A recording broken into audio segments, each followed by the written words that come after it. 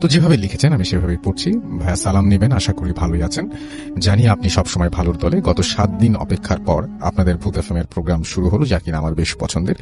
আমার সাথে এক ভয়ানক ঘটনা ঘটেছিল, যা কিনা আমার জীবনে অনেক বড় এক দাগ কেটে গেছে। সেই ঘটনাটি আজ শেয়ার করব আপনাদের সাথে, আর অনুরোধ করব আমার এই ঘটনাটি ভালো লাগলে পড়ে শোনাবেন দয়া করে। আমার নাম আবিদিন ইসলাম, আমি অনার্স প্রথম বর্ষে পড়ছি। সঙ্গত কারণে ইউনিভার্সিটির নামটা গোপন রাখছি। আমি যে ঘটনাটি বলে শোনাতে যাচ্ছি তা ঘটেছে আজ থেকে অনেক বছর আগে। তখন আমার বয়স 10-এর মতো। আমরা থাকতাম মানিকগঞ্জে মাগুরাইল গ্রামে। ছোটবেলায় আমি যখন আমার মায়ের গর্ভে ছিলাম, ঠিক তখন আমার মায়ের সাথে এক অদ্ভুত ঘটনা ঘটেছিল। তারপর থেকে আমার জীবনটা কেমন যেন বদলে যায়। তার আগে জানিয়ে নেওয়া দরকার, আমাদের গ্রামটি ছিল অপূর্ব সুন্দর, চারপাশে সবুজ আর সবুজ, একেবারে সহজ সরল মানুষে ভরপুর, একেবারে অজপাড়াগা বলতে যা বোঝায় আমাদের গ্রামটি ছিল সেই রকম। আমরা যখন অনেক ছোট তখন দেখেছি বিদ্যুতের ছিটে ফোটাও সেই গ্রামে নেই। সন্ধ্যার পরপরই যে যার ঘরে খিল লাগিয়ে বসে পড়তো। রাত 7টা-8টা বাজা মানেই গভীর অন্ধকার রাত। আমি যখন মায়ের গর্ভে, সেদিন ছিল শনিবার, যথারীতি পানি আনার জন্য ঠিক সন্ধ্যা 7টার সময় মা বের হন ঘর থেকে পানি আনার জন্য। যদিও ওই অবস্থাতে মার ঘর থেকে বের হওয়া নিষেধ ছিল, কিন্তু আশেপাশে কেউ না থাকাতে মাকে পানি আনতে হয় এবং সেটার জন্য সে বের হয়ে যায়। এবং আমাদের যে কলটি ছিল আশেপাশে ছিল তা বেশ দূরে এবং বাড়ির একদম শেষ প্রান্তে বলা চলে। কলের পাশেই ছিল একটা কুয়া। গ্রীষ্মকালে সেই কুয়ার পানি এতটাই নিচে থাকতো যে মার জন্য সেখান থেকে পানি তোলা ছিল কষ্টকর। তাই মা কল থেকেই পানি আনতে যায়, আর কলটি ছিল একটি বিশাল হিজল গাছের নিচে। মা যখন পানি ভরছিল তখন ঘুটঘুটে অন্ধকার চারপাশে। হঠাৎ করে কি হলো, মার মনে হলো যে কি যেন ফিকফিক করে হাসছে ঠিক হিজল গাছের গোড়ায় বসে। গভীর কালো অন্ধকারে সেই হাসি মার শরীরের রক্তে যেন হিম শীতল করে দিল। কিছু বুঝে ওঠার আগেই মা তাকালেন হিজল গাছের গোড়ায়। খুব অবাক হয়ে দেখলেন ছোট একটা শিশু অদ্ভুতভাবে হাসছে মার দিকে তাকিয়ে। মা ভাবলেন হয়তো পাড়ারই কারো ছেলে হবে। এই সময় এইখানে কোথা থেকে আসলো এই শিশু? মা ডাকলেন, এই ছেলে, এই ছেলে, কোথায় বাড়ি তোমার? কিন্তু ছেলেটা কোনো কথাই বলল না। এরপর মা যা দেখলেন তার জন্য তিনি মোটেও প্রস্তুত ছিলেন না। তিনি দেখলেন যে হঠাৎ করে ছেলেটা একটা ভয়াল দর্শন রূপ ধারণ করলো এবং তা দেখে মা সেখানে জ্ঞান হারান। তারপর মাকে বাড়ির সবাই খুঁজে না পেয়ে কলের পাড়ে যান এবং সেখানে অচেতন অবস্থায় খুঁজে পান। মূলত এটাই ছিল আমার জন্মের আগের ঘটনা। এরপর জন্মের পর শুনেছি আমি নাকি সবসময় ওপরের দিকে তাকিয়ে থাকতাম। সবাই বলতো টেরায় ধরেছে। অনেক কবিরাজ দেখানো হয়েছিল আমাকে। ছেলেবেলা থেকেই আমার গলায় গন্ডা খানিক তাবিজ ঝুলত। আমার এক চাচা অনেক দূর থেকে কোনো এক বড় কবিরাজের কাছ থেকে একটি তাবিজ এনে দিয়েছিলেন আর বলেছিলেন আর যাই করি এই তাবিজটা যেন না খুলি গলা থেকে। এভাবেই কেটে যাচ্ছিল দিন। বাবা ঢাকায় চাকরি করেন, মাসে 2-1বার বাড়িতে যান। বাড়িতে বাকি সময়টা আমি আর আমার মা। সেদিন ঘন বর্ষা। আমার এখনো পরিষ্কার মনে আছে সেই দিনটি শনিবার। স্কুল শেষ করে আমার বাড়িতে ফিরতে বিকেল গড়িয়ে গেছে। হাত মুখ ধুয়ে কিছু খেয়ে পড়তে বসেছি। হঠাৎ করেই মা এসে বললেন, চল তোর মাথায় তেল দিয়ে দিই। আমিও রাজি। তেল দিতে গিয়ে হঠাৎ মা বললেন, কিরে তোর গলায় সেই বড় তাবিজটা কই? আমি খুব অবাক হয়ে লক্ষ্য করলাম আমার গলায় সেই বড় তাবিজটা নেই। তো কোথাও হয়তো পড়ে গেছে। মা আমার কথায় ভীষণ রাগ করলেন, কিন্তু তখন আমি বুঝতে পারিনি কি অপেক্ষা করছে আমার জন্য। কিন্তু এত বছর আমার সাথে আর কিছুই হয়নি, তাই এক প্রকার উড়িয়েই দিয়েছিলাম। রাত ঠিক 12টা কি 1টা হবে। বাবা না আসলে আমি মূলত মার সঙ্গেই ঘুমাই, কিন্তু সেদিন কি মনে করে আমি আমার ঘরেই ঘুমিয়েছিলাম। ঘুটঘুটে কালো মিশমিশে অন্ধকার। হঠাৎ করেই আমার মনে হলো কল পারে কে যেন জোরে জোরে কল চাপছে। ভাবলাম এত রাতে কে কল চাপে, কিন্তু আওয়াজটা এত বেশি জোরে আসছিল যে আমার ঘুম ভেঙে গিয়েছিল। আমি ভাবলাম মা নয় তো। একবার ভাবলাম দেখি, মাকে ডাকি। আবার ভাবলাম না, হয়তো পাশের বাড়ির কেউ হবে। প্রিয় লিসেনার, আজকের এই ইমেল এপিসোডটি অনেক ভয়ঙ্কর হতে যাচ্ছে। আপনারা যারা সম্পূর্ণ ইমেল এপিসোডটি শুনবেন তা আপনারা বুঝতে পারবেন আজকের ঘটনাটি কতটা ক্লিয়ার এবং ভয়ঙ্কর। আজকে বাছাই করা ঘটনাগুলো আপনারা এক এক করে সবগুলো শুনবেন। চলুন আমরা সরাসরি ঘটনায় চলে যাব। তো আওয়াজ কেন জানি থামছেই না। এতক্ষণ ধরে কল চেপেই যাচ্ছে। কে চাপছে? হঠাৎ করে এই শব্দটা একেবারে মিলিয়ে গেল। আমি কান খাড়া করে রাখলাম। মনে হচ্ছিল আমার জানালার পাশে কে যেন দাঁড়িয়েছে। আমি পরিষ্কার তার অস্তিত্ব অনুভব করছিলাম। খানিক বাদেই মনে হলো কে যেন ফুঁপিয়ে ফুঁপিয়ে কাঁদছে ঠিক আমার জানালার পাশে দাঁড়িয়ে। একবার ভাবলাম মা নয় তো, কিন্তু না, গলাটা কেমন যেন অপরিচিত লাগছিল। কান্নার শব্দ আস্তে আস্তে বাড়তে লাগলো। ভয় আমার রক্ত পুরো হিম শীতল হয়ে গেছে। কে কাঁদছে এমন করে? একবার ভাবলাম জোরে চিৎকার করে মাকে ডাকি, কিন্তু এতটাই ভয় পেয়েছিলাম যে মাকে ডাকার সাহস হলো না। বেশ কিছুক্ষণ পর কান্নার শব্দটা থেমে গেল, একেবারে মিলিয়ে গেল। এমন করেই কখন জানি রাত শেষ হয়ে গেল। শুনলাম দূরে কোথায় আজানের শব্দ হচ্ছে। কোনো কান্নার শব্দ নেই। কল চাপার শব্দ নেই। পরের দিন সকালে উঠে খাওয়া দাওয়া করে স্কুলে চলে গেলাম। মাকে কিছুই বলিনি। স্কুল থেকে ফিরে সন্ধ্যায় মাকে জিজ্ঞেস করলাম, তুমি কি রাতে পানি ভরছিলে? মা বললেন, কই না তো। আমি বললাম, সারা রাত কে কল চাপলো? আবার ফুপিয়ে ফুপিয়ে কান্না করলো। কথাটা শুনে মার মুখ কেমন যেন রক্তবর্ণ হয়ে গেল। তিনি ঠাঁই দাঁড়িয়ে রইলেন আমার দিকে তাকিয়ে আর বললেন, আজ রাতে তুই আমার সাথে ঘুমাবি। আমি বললাম, ঠিক আছে। রাতে যখন আমি খেতে বসেছি ঠিক তখনই হঠাৎ করে বাবা যেন কোথা থেকে আসলেন, যদিও বাবার আসার কথা না।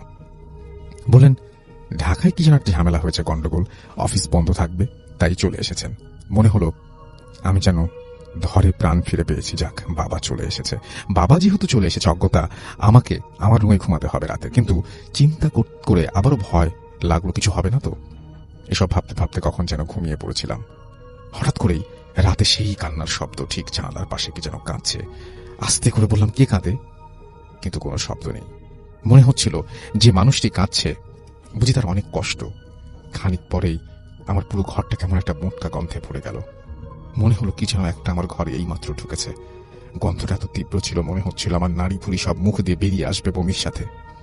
আস্তে আস্তে একটা ভয় আমাকে ঘিরে ধরল। কেন যেন মনে হচ্ছিল একটা কিছু হতে চলেছে, যা অত্যন্ত ভয়ঙ্কর। কান্নার শব্দটা কেমন আস্তে আস্তে আবারও মিলিয়ে গেল, কিন্তু গন্ধটা আরো বাড়তে লাগলো। মনে হচ্ছিল আমার খাটের নিচে কি যেন একটা খুব দ্রুত এপাশ থেকে ওপাশে চলে যাচ্ছে। ভয়ে তখন আমার রক্ত পুরো হিম শীতল হয়ে গেছে।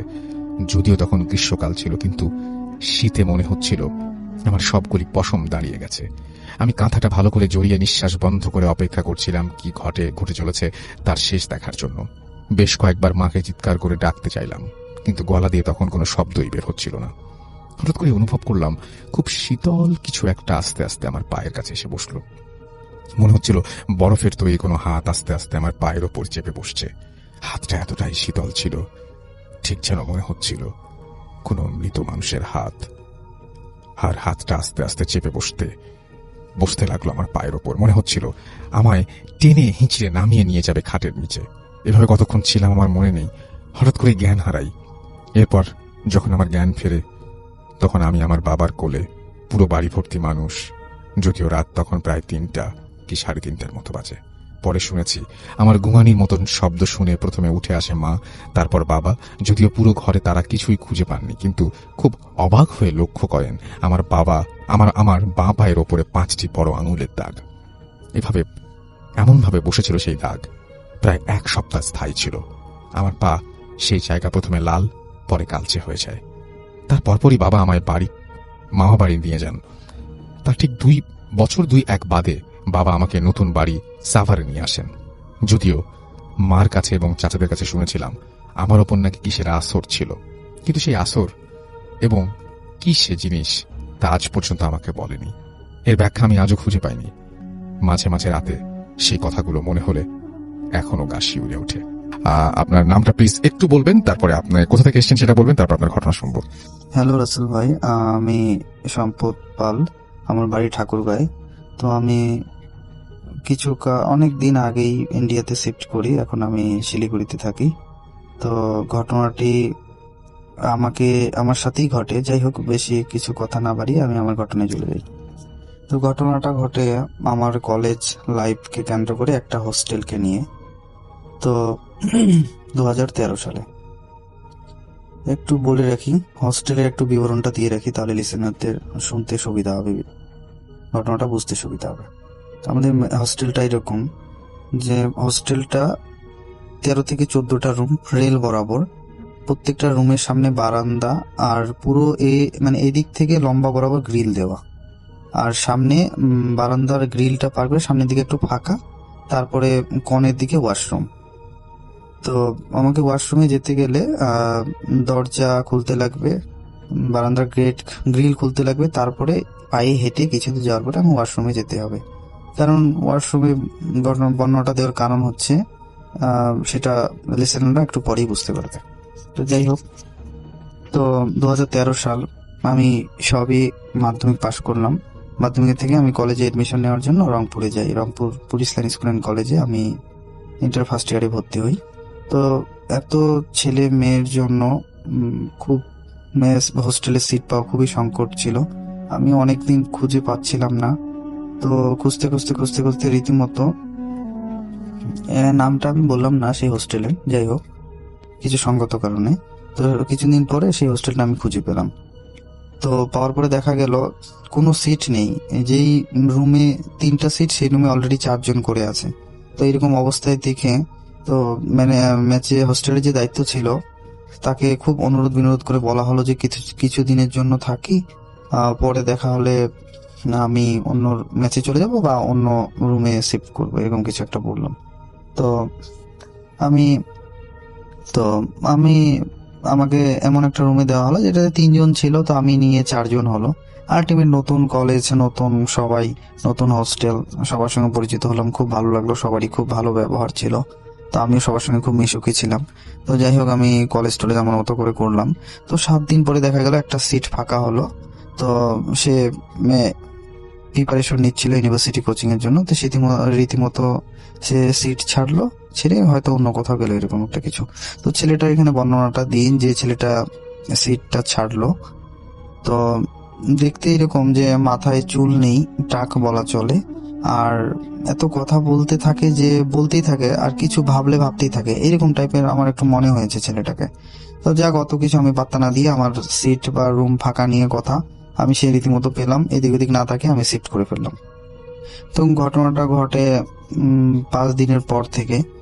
আমি সবে সবে সায়েন্সে ভর্তি হলাম। এত প্র্যাকটিক্যালের প্রেশার, এত টিউশনের প্রেশার ছিল যে বডি আমার আর নিতে পারতেছিলাম। প্রচন্ড চাপ, রাত 12টা 1টা অব্দি পড়াশোনা করতাম, তবুও শেষ করতে পারতাম না, এরকম একটা ব্যাপার ছিল। তো 7 দিনের পর থেকে আমার সাথে ঘটনা ঘটা শুরু করে। দেখা যায় আমি যখন রাত 12টার পরে পড়ি, তো আমার পা তালা থেকে শুরু করে হাঁটু বরাবর পুরো প্রচন্ড গরম হয়ে যায়। তো গরম হতে হতে দেখা যায় যে মাথা পুরা বিরক্ত হয়ে যায়, আর পড়ার ইচ্ছা করে না। তো এরকম একটা ঘটনা শুরু হয় আমার সাথে। আমার রুমটার একটু বর্ণনাটা দিয়ে রাখি। আমার রুমে 2টা সিট, মানে 2জন আমরা থাকি। তো দেওয়ালের এক পাশে একটা ছোট বেড, আরেক দিকে আমার বেড, মাঝখানে 2টো টেবিল, এইরকম ঘরের একটা পজিশন। আর ঘরের সাথে বারান্দার দিকে একটা উইন্ডো, জানালা, আর সামনে গ্রিল। এইটুকুই ঘরের বিবরণ দিলাম। তো আমি যখন শিফট করলাম সেই দিনই আমার রুমে থাকা যে দাদা, সে তার কিছু কারণে বাড়িতে চলে যায়। তো আমি আলটিমেট ফাঁকা থাকি। তো 7 দিনের মাথা থেকে আমার ঘটনা শুরু হয়। তো 7 দিন থেকে শুরু হয় রীতিমতো 5-6 দিন, 10 দিন, 15 দিন এরকম করে চলতে থাকে। তো আমি খুব বিরক্ত ফিল করতেছিলাম যে কেন এরকম আমার সাথে হচ্ছে, বা পা হাঁটু কেন গরম হয়ে যাচ্ছে, মাথা কেন গরম হয়ে যাচ্ছে, আমি কেন পড়াশোনা কনসেন্ট্রেট দিতে পারতেছি না, পড়াশোনা মানে একটু পড়াশোনা করতে গেলেই আমার এরকম প্রবলেমটা হচ্ছে, বাইরে কোনো প্রবলেম হচ্ছে না, টেবিলে গিয়ে বসলে পড়াশোনা শুরু করলে এই প্রবলেম। তো আমি ভাবছি হয়তো প্রচন্ড প্রেশার বা এরকম কারণে শরীরে হেজিটেশনের জন্য এরকম কিছু একটা প্রবলেম হচ্ছে। তো আমি সেটা পাত্তা দিচ্ছিলাম না। কিন্তু রাসেল ভাই, ঘটনা শুরু হয় 1 মাসের পর থেকে। একদিন 12:30টার দিকে আমি ওয়াশরুমে বের হই। ওয়াশরুম গিয়ে আমি কমপ্লিট করে জানলার দিকে হাত মুখ ধুচ্ছিলাম। তো দেখা যাচ্ছে সরি, জানলা না, ওয়াশরুমের যে কাঁচ আছে সেই কাঁচে আমার মুখ দেখতেছিলাম আর জল দিয়ে ধুচ্ছিলাম। তো সেই ওয়াশরুমের যে কাঁচ, মানে আয়না, সেই আয়নার যখনই আমি তাকাই, পিছনে দেখি যে কালো অবয়ব শেরোর মতো কেউ একটা দাঁড়িয়ে আছে। তো আমি সাথে সাথে তাকাই, পিছনে ফিরে দেখি না, কিছু নেই। তো আমি যাই হোক রীতিমতো আসার সাথে সাথে যখনই আমি বারান্দার গ্রিল ঢুকবো, তখনই দেখা গেল পুরা চারপাশে গাছগাছালি ছিল। তো এত প্রচন্ড হাওয়া ঝড় শুরু হয়ে গেল, মানে আমি কি বলবো। যাই হোক, আমি অতটা প্রথম বার্তা দিইনি কোনো কিছু কারণে, আমি সোজা ঘরে চলে যাই। তো আমি রীতিমতো একটু পড়াশোনা আর করিনি, তো শুয়ে পড়ি। তো এরকম করে মোটামুটি 2-4 দিন চলে। আবার আরেক দিনের ঘটনা, আবার আমি মোটামুটি 12:50 কি 1টার কাছাকাছি এরকম সময় আমি বের হয়েছি ওয়াশরুমেই। তো ওয়াশরুমে যাওয়ার পরে ওয়াশরুম কমপ্লিট করে আমি ব্যাক করলাম। ব্যাক করে দেখা গেল যখনই আমি গ্রিল খুলে ঘরে ঢুকবো, তখনই দেখা যাচ্ছে কেউ কালো একটা অবয়বের মতো আমার জানলার পাশে দাঁড়িয়ে আছে। আমার জানলা দিয়ে উকি মারে কেউ দেখতেছে, এরকম মনে হলো। তো আমি তাড়াতাড়ি এসে দেখতেছি যে কে ওখানে বা কিছু আছে কিনা। দেখলাম যে না, কেউ নেই। যাই হোক, তারপরে আমার পরের দিন হয়তো এক্সাম ছিল, আমি আবার পড়লাম, জানলা খোলাই ছিল। তো পড়া শুরু করে দেখতেছি আবার জানলার দিকে আমার চোখটা যায়, দেখলাম কেউ একটা কালো অবের মতো দাঁড়িয়ে আছে, আমার পড়া শুনতেছে। তো আমি ভাবলাম হয়তো পাশের, আমরা সবাই সায়েন্সের স্টুডেন্ট ছিলাম, বন্ধু বান্ধব এত ঘনিষ্ঠ হয়ে গেছিলাম, হয়তো কেউ দুষ্টুমি করতেছে বা কিছু এরকম ভয় দেখাচ্ছে। তো তৃতীয়বার যখন তাকাই সেরকমই মনে হলো আমার। তো আমি সে দরজাটা খুলি, দরজাটা খোলার পরে দেখা যায় যে না, কেউ নেই। কিন্তু তারপরে যা ঘটনা শুরু হয় রাসেল ভাই, আমি সেটার জন্য মোটেও প্রস্তুত ছিলাম না।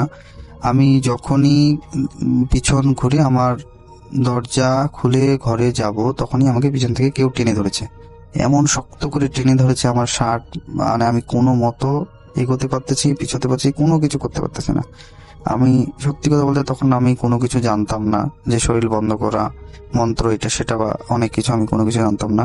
আমি মহান সৃষ্টিকর্তার নাম স্মরণ করি, এবং আমি এইটুকু আমার অভিজ্ঞতা ছিল, যেহেতু গ্রামে থাকতাম, অনেক কিছু দাদু দিদার কাছে আমি শুনছি যে কিছু কিছু ব্যাপার হলে পিছনে তাকানো যায় না বা এটা সেটা।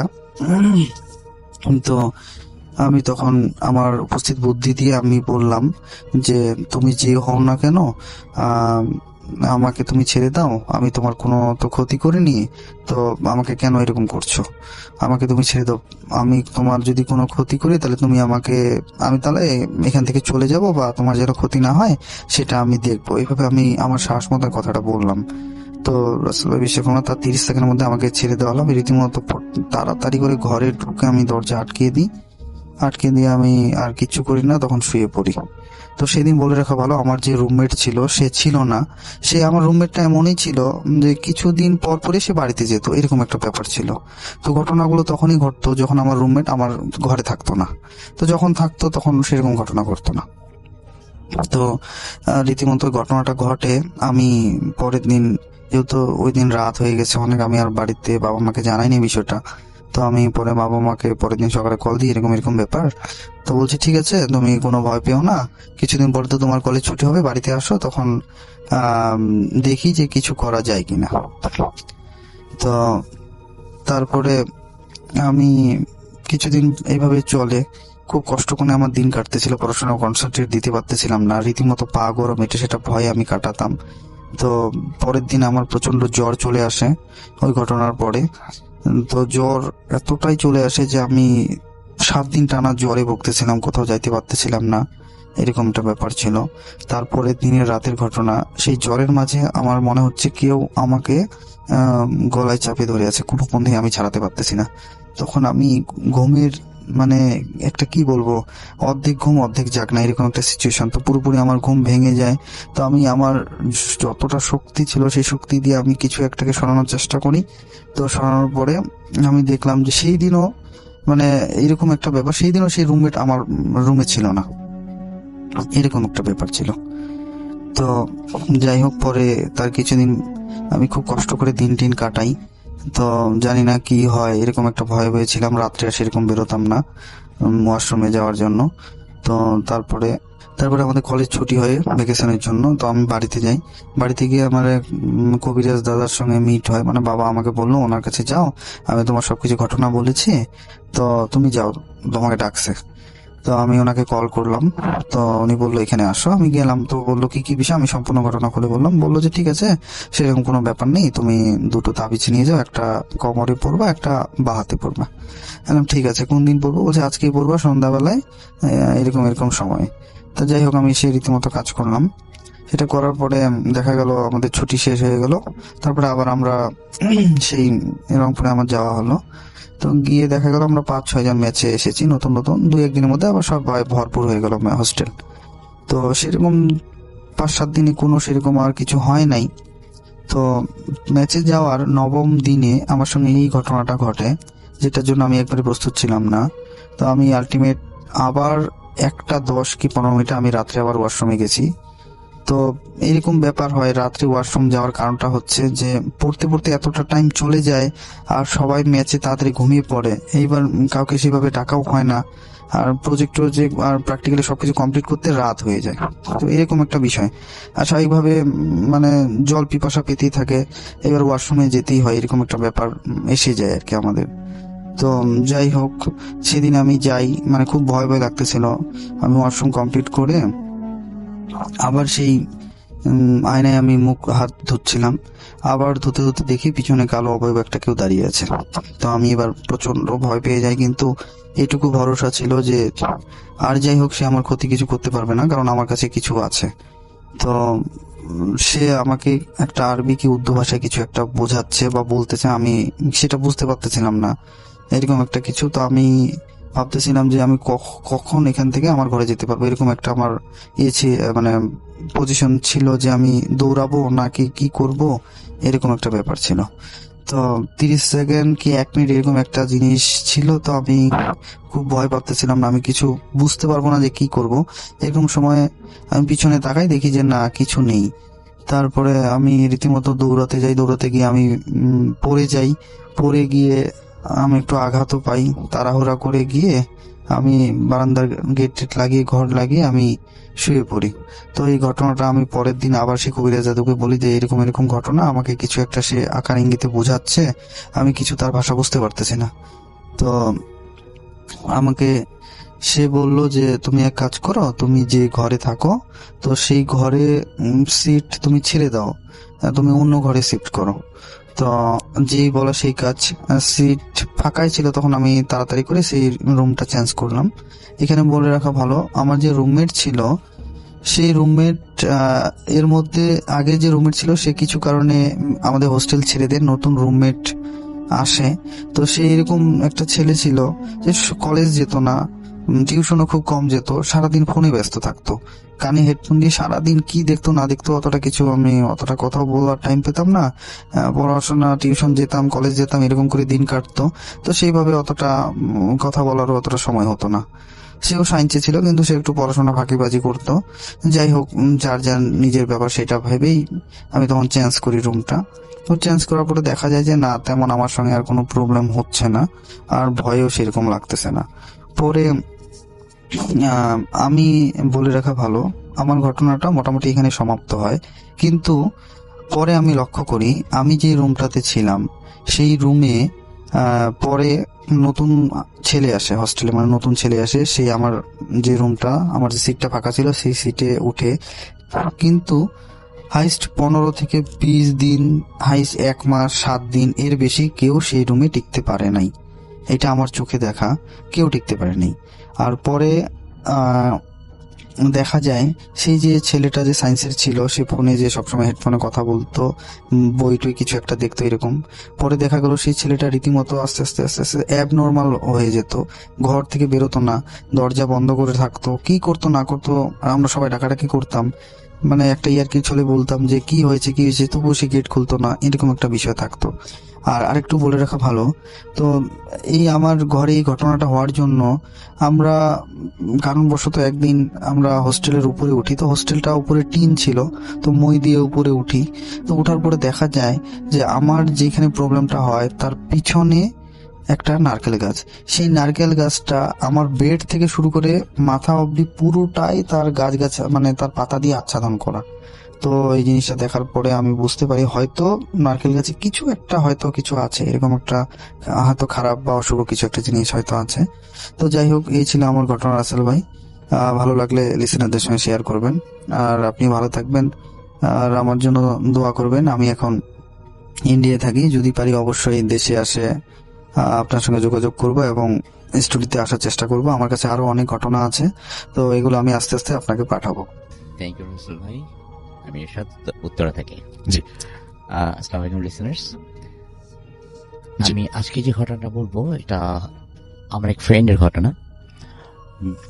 Due to some specific reason আমি তার নাম বলতেছি না, প্লাস সে কোথায় কাজ করে বা জব করে এটাও বলছি না।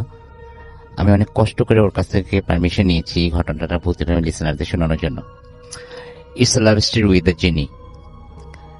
তো আমার ফ্রেন্ড, আমরা মোটামুটি we were very close and still we are close. এরকম ও উত্তরা থাকে, জাস্ট আমরা আমাদের পড়ালে নেই। উত্তরার বাসাগুলো সাধারণত ব্যাক টু ব্যাক হয়ে থাকে, লাইক আমাদের বাসার পিছনে দিকটা দেখা যায়, ওদের বাসার পিছনে দিকটা সেম। সো ও যে লেনে থাকে, আমি জাস্ট তার পরের লেনটা থাকি।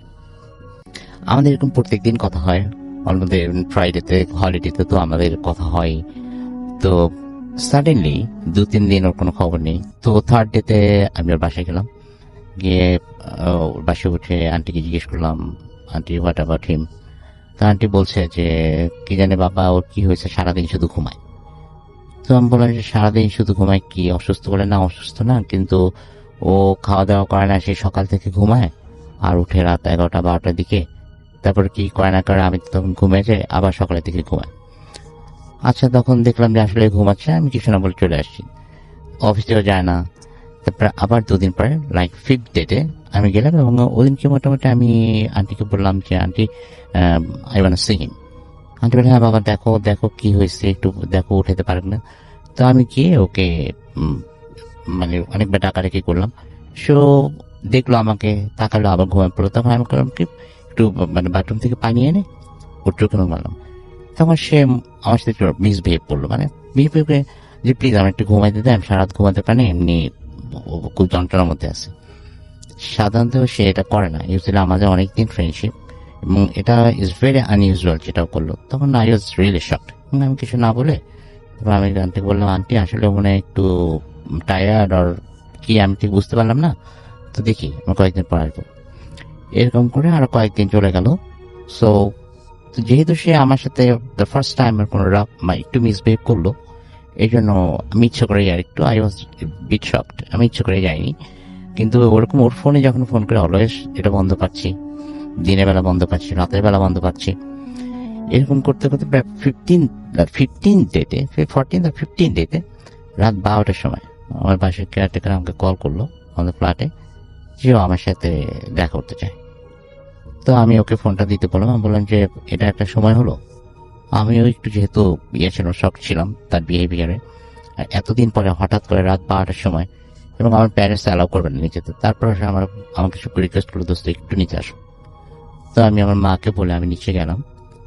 নিচে যাওয়ার পর দেখি যে আমার যে friend, who looks like is 6 feet plus, health ভালো, ইস লুকস লাইক অলমোস্ট পাকিস্তানি গাই, অনেক অনেক ভালো, অনেক ভালো, বেশ হ্যান্ডসাম, ফেয়ার কালার। সে অর্ধেক হয়ে যায়, চোখের নিচে কালি। সে আমাকে দেখে জড়ায় ধরে হু হু করে কেটে দিছে। আমি বললাম কি হয়েছে, তুই কাঁদতেছিস? বললাম দোস্ত আমি শেষ হয়ে গেছে। শেষ হয়ে গেছে মানে? বলে আমি শেষ হয়ে গেছে, আমাকে একটু বাঁচা। আমি তোকে আমি কিভাবে বাঁচাবো? বল প্লিজ আমাকে একটু বাঁচা, আমি একদম শেষ হয়ে গেছি। আমি বলছি আচ্ছা আমাকে তুই কালকে পুরো ঘটনা বল। বলে যে আমি কি আজকে একটু থাকতে পারি তোর সাথে, শেয়ার করতে পারি রাতে? আমি বললাম যে হ্যাঁ, ওয়াই নট, থাক, ওয়াই নট। তখন রাতের বেলা ওর ঘটনা শুনলাম। বলে দোস্ত আমি একটা প্রেমে পড়েছিলাম। কার প্রেমে পড়ছিস? বলে যে আমাদের পিছনে যে বাসাটা, তার মানে ওদের বাসার পিছনের বাসাটা আমাদের লেনের একটা বাসা, ওই বাসায় ওরা 4 তলায় থাকে। বলে যে আমি তো রাত, আমি তুই তো জানো যে আমি আমার রুমে একাই থাকি এবং এটা ব্যাক সাইডে, তা আমি তো রাত 2:30 দিকে 2:30 দিকে স্মোক করতে বের হই। তার মধ্যে গিয়ে বারান্দায় স্মোক করি, যেহেতু ওর বাবা মা ওরা এক রুমে থাকে, ওর একটা বোন আছে সে কানাডা থাকে, আর একটাই ছেলে। তো তখন দেখি যে জাস্ট ওদের অপোজিটে যে বাসার ব্যাক সাইডটা, ওই বাসার যে বারান্দাটা, ওখানে একটা মেয়ে বসে আছে চেয়ারে, রকিং চেয়ারের মতো ওখানে বসে আছে। সে মেয়েটাকে দেখছে রাতের বেলা, লাইক 2:30 or 3 AM। ইউজুয়ালি সবকিছু স্পষ্ট না, কিন্তু আশেপাশের বাসার স্টেয়ারকেসের যে লাইটগুলো আছে বা কিছু কিছু বাসার বারান্দার যে লাইটগুলো আছে, ওগুলোতে মোটামুটি আপসাভাবে মেয়েটার চেহারা সে দেখেছে, এবং as per him she was so cute. এবং সে ওদিনকে দেখছে, সে সাধারণত রাতের বেলা যতদূর আমি জানি যে 1টা বা 2টা স্মোক করতো বা সিগারেট খেতো 2টা, কিন্তু ওদিনকে নাকি ফজর নামাজ আজান পর্যন্ত সে 8-10টা সিগারেট খেয়েছে। এবং যখন ফজর আজান দিছে, মেয়েটা উঠে আসতে করে ঘরের ভিতরে চলে গেছে। এবং এরকম হয়েছে, এবং সে যাওয়ার পর সে তার আর কিছু মনে নেই, সে জাস্ট তার রুমে ফিরলো, ঘুমিয়ে গেল। এরকম করে 2 দিন গেল, 3 দিন গেল, 3 দিন তার কোনো কথা বলা নেই। আর 4th ডেতে কথা হয়েছে। কি কি কথা হয়েছে আমি আজ পর্যন্ত তার কাছে বের করতে পারিনি, শুধু এতটুকু জেনেছি মেয়েটির নাম লায়লা। মেয়েটির নাম লায়লা, সে কথা বলতো এবং তারা হোল দ্য নাইট কথা বলতো, বাট ফজরের সময় মেয়েটা ঠিক চলে যেত। এখন আমি ওকে জিজ্ঞেস করলাম, দেখ এখানে কয়েকটা কোয়েশ্চেন আছে। নাম্বার 1, এখন সবার কাছে মোবাইল ফোন থাকে, why didn't you ask for the mobile number? বলে দোস্ত তুই বিশ্বাস কর, আমার এই কয়েকদিন যে আমি কি যে একটা ঘোরের মধ্যে ছিলাম, আমি তার মোবাইল নাম্বার আমার মাথার মধ্যেই আসেনি, তার মোবাইল নাম্বার আমি চাই। আমি বলছি ফাইন, তুই যে জিজ্ঞেস করবি না, ওকে তুই দেখতে আসতে আমাকে বলতে। বলে আমি তোকে বলার সময় কোথায়? আমি সারাদিন ঘুমাইছি, আমার ঘুম ভাঙে রাত 11টা 12টা রাত 1টা, এর আগে আমি ঘুম থেকে কোনোভাবেই উঠতে পারি না। ঘুম থেকে উঠে মোটামুটি একটু খেয়ে আমি সে বারান্দায়, আর এদিকে মা ঘুমায় যায়, ওর মা একটু এজেড, বাবা এজেড, মা ঘুমিয়ে যায়, বাবা ঘুমিয়ে যায়, সে সারা রাত কথা বলে। আমি দেন হোয়াট বলে 11 দিন পর্যন্ত 11টা রাত আমি কথা বলেছি তার সাথে, এবং সারা রাত আমরা কথা বলতাম, অনেক কথা বলেছি। আমি অন 12 ডেতে আমি তাকে বলছি, দেখো অনেক দিন হয়ে গিয়েছে, আমি কালকে অবশ্যই তোমার সাথে দেখা করব। হ্যাঁ, বলে ঠিক আছে, কালকে আরেকটা রাত যাক, আমি তোমার সাথে দেখা করব। কিন্তু দোস্ত সে তো তারপরের দিন থেকে আর আসে না। তারপর আমি 2 দিন 3 দিন আর 2 দিন দেখলাম, দেখবার থার্ড ডেতে আমি তোকেও বলিনি, you are my closest friend, তোকেও কিছু বলিনি, কিন্তু আমি তার বাসায় আমি গিয়ে দেখলাম যে বাসায় তো ভাড়াই না, ওখানে কেউ নেই। দোস্ত আমি এখন কি করবো? আসলে এখন তুই কি করবি মানে কি? বাসা তখন আমি ওকে নিয়ে পরের দিনে ওই বাসাটা গেলাম, এবং ওই বাসা 3 মাস ধরে খালি। ফাইন, আর কিছু জিজ্ঞেস করিনি। এখন তার যা অবস্থা রাসেল ভাই, he is like a mad. সে সারাদিন বিড়বিড় করে, আর প্রচুর স্মোক করে, এবং আমি বললাম যে দেখ দোস্ত, এটা সামথিং একটা হয়েছে, তো ডু ওয়ান থিং, ভালো কোনো হুজুরের কাছে যাই। কোনো না, সে যাবে না। Even say maybe in this world I am the only person যে আমার কাছে শেয়ার করেছে, এবং সে আমাকে বিভিন্নভাবে কসম কাটাছে তার বাসায় যেন না জানায়, তাকে যেন কিছু না করি, তাকে যেন কোনো হুজুরের কাছে নিয়ে না যায়। বাট আমি দেখতেছি day by day he is dying, just he is dying. এখন এটা যদি অন্য কারো কোনো অ্যাডভাইস তাকে বলতে পারে। থ্যাংক ইউ সো মাচ, আপনার ঘটনার জন্য আপনাকে অনেক ধন্যবাদ। আমরা চলে যাব এখন সরাসরি আফনান ভাইয়ের কাছে আরো একবার তার সেকেন্ড ঘটনাটার জন্য। চলুন শুনে আসি। ধন্যবাদ রাসেল ভাই। জি। এখন যে ঘটনাটা আমি শেয়ার করবো, এটা আমাদের রাজবাড়ির ভৌত স্ট্রিমের সদস্য সজীব এটা কালেক্ট করেছে। এই ঘটনাটি রাসেল ভাই রাজবাড়ি তো না, কুষ্টিয়া জেলার ভেড়ামারা এলাকার ঘটনা এটা। আচ্ছা। তো ভেড়ামারার পাশ দিয়ে যেই মানে পদ্মা নদীটা চলে গেছে, এই পদ্মা নদীর পাশে একটি গ্রাম রয়েছে। এই গ্রামের একজন ব্যক্তির নাম হলো আব্বাস। আচ্ছা। এই আব্বাস সাহেবের সাথেই 1995 সালের দিকে ঘটে যাওয়া এই ঘটনাটি আমি এখন শেয়ার করব। ওকে। তো আব্বাস সাহেব ওই সময়ে ওনার বয়স মানে কম ছিল, উনি তখন ইন্টারমিডিয়েটে পড়তেন ঘটনাটি যখন ঘটে আর কি। তো ইন্টারমিডিয়েটে পড়াকালীন সময়ে উনি ওই সময় কিছু টুকিটাকি ব্যবসাও করতেন। ওনার আসলে ওই সময় ওই যে মানে ব্রয়লার মুরগির যে ফার্ম, ওই কাজটা উনি করতেন আর কি। উনি যেটা করতেন সেটা হলো যে রাতের বেলা ওই মুরগির ফার্মের পাশেই মানে ভিতরে মানে ওনার থাকার জন্য একটা আলাদা একটা রুম করে নিয়েছিলেন। কারণ রাতের বেলা অনেক সময় শেয়াল বা কিছু প্রাণী এসে ওই মুরগির উপর এসে আক্রমণ করে আর কি। যার কারণে উনি থেকে মানে ওই জিনিসগুলো পাহারা দিতেন রাতের বেলা, যাতে এই ধরনের কোনো কিছু ঘটনা না ঘটে। এই কারণে উনি রাতের বেলা এসে ওখানে থাকতেন। আর ওনার ওই মুরগির ফার্মের পাশেই ছিল একটি পুকুর, এবং পুকুরের পাশেই ছিল একটি কবরস্থান। কবরস্থানটা অনেক পুরাতন কবরস্থান। আচ্ছা। তো স্বাভাবিকভাবে এমনিতে খুব একটা মানে ভয়ঙ্কর কিছু সচরাচর ঘটতো না আর কি ওই এলাকায়। এমনিতে উনি সাহসী ছিলেন, কিন্তু উনি তেমন কিছু কখনো দেখেন নাই। এর মধ্যে রাসেল ভাই যে ঘটনাটা ঘটে সেটা হলো, ওনার একজন ভাগিনা ছিল, নাম ছিল ইমন। তো ইমন কোনো কারণে বাসা থেকে খুব রাগারাগি করে বলে যে আমি মরেই যাব, এরকম বলে বাসা থেকে রশি নিয়ে জঙ্গলের দিকে চলে যায়, আমি গলায় মানে ফাঁস দিয়ে আত্মহত্যা করবো। আচ্ছা। কিন্তু গলায় ফাঁস দেওয়ার জন্য যখন গাছের ডালে দড়ি বেঁধেছে, আবার কি মনে করে মানে ফেরত চলে আসছে, একটু রাগ কমে গেছে, আবার ওই দড়িটা খুলে নিয়ে চলে আসছে বাসায়। আবার বাসার লোকজন পিছনে পিছনে গিয়েছিল যাতে দুর্ঘটনা না ঘটে। তো যার কারণে সে আর ফাঁসি দিয়ে আত্মহত্যা করে নাই।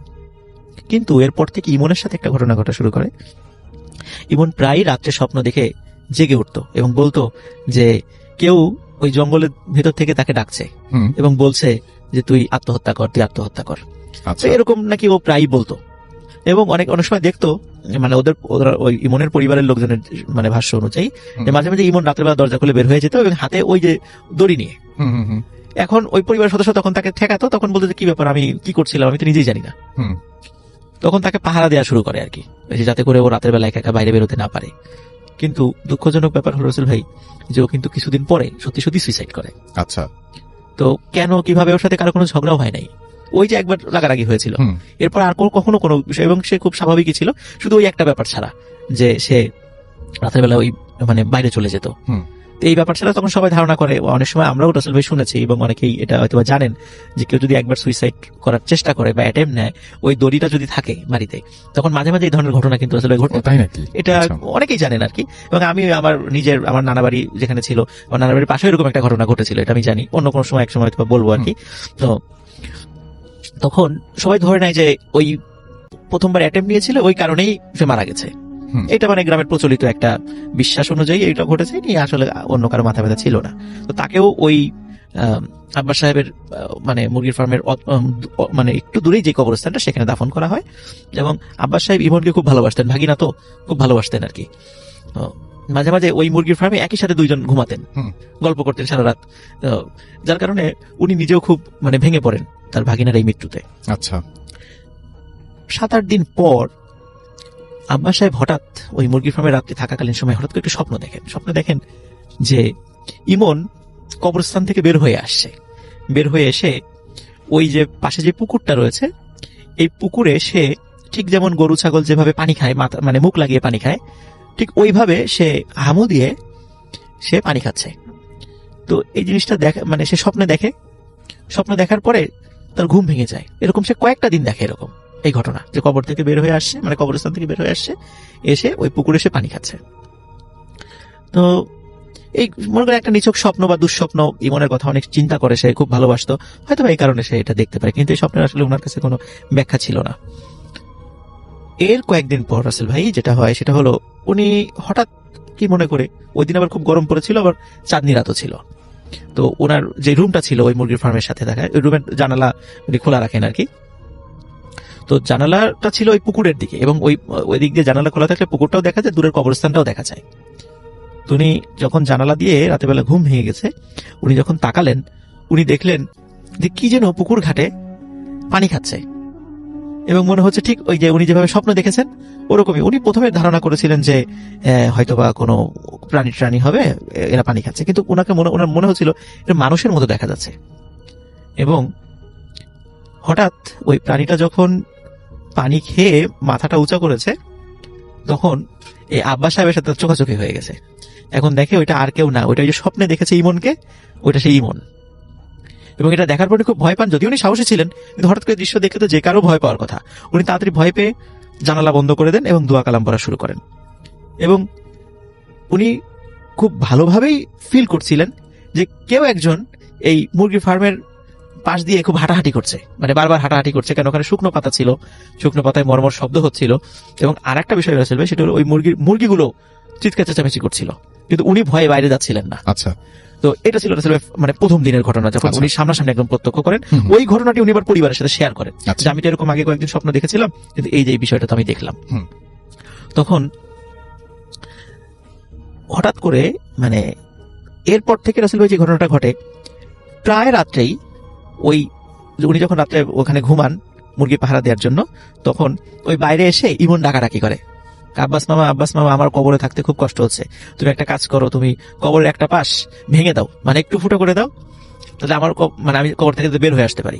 তো এটা একটা আজব এক ধরনের একটা কথা। হ্যাঁ। তো উনি তো সাহসী লোক ছিলেন, তো উনি বুঝতে পারেন যে এটা আসলে দুষ্টু জিনের কাজ, হুম। ইমনের কাজ, এটা দুষ্টু জিনের কাজ।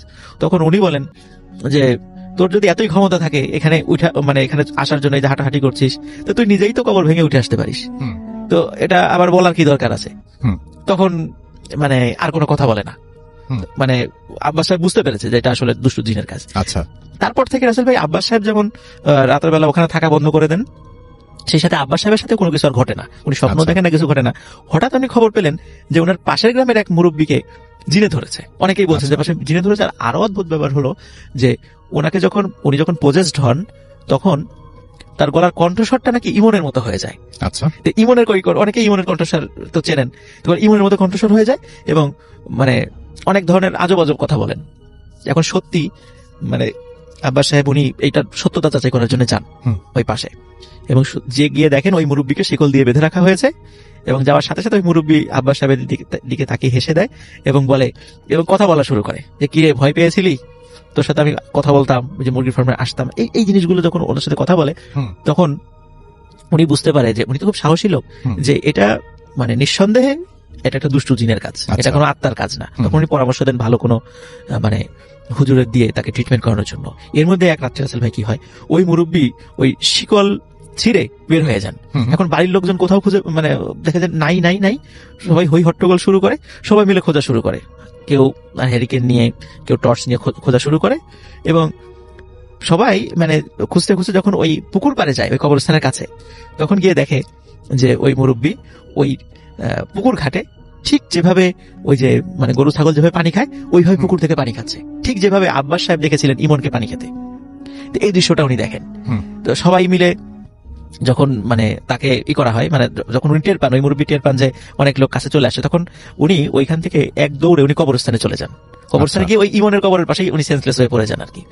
পরবর্তীতে রাসেল ভাই অনেক ট্রিটমেন্ট করার পরে ওই মুরব্বীও ভালো হয়েছিল এবং আব্বাস সাহেব আর কোনো স্বপ্ন দেখেন নাই এই রিলেটেড। এবং এই ঘটনা ঘটার মানে এইটা হয়ে যাওয়ার পরে ওই এলাকায় ইমন রিলেটেড বা এই ধরনের ভৌতিক বিষয় ওই কবরস্থান কেন্দ্রিক আর কোনো ঘটনা মানে ঘটে নাই বলে আমি পরে শুনেছি, যে আমার কাছে যেভাবে বলেছে আর কি। এখানে আসলে একটা বিষয়, সেটা হলো এর আগেও একাধিকবার আমি বলেছি, বাবু ভাই বলেছিল কিছু বিষয়, যে এই যে মৃত্যুর পরে একই ব্যক্তিকে দেখা, এটা কিন্তু আত্মার কোনো বিষয় নয়, এটা স্রেফ দুষ্টু জিনের কাজ।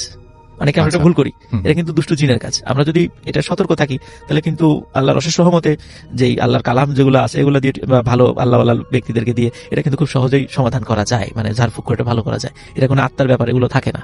তো এটাই ছিল আমার সেকেন্ড স্টোরি।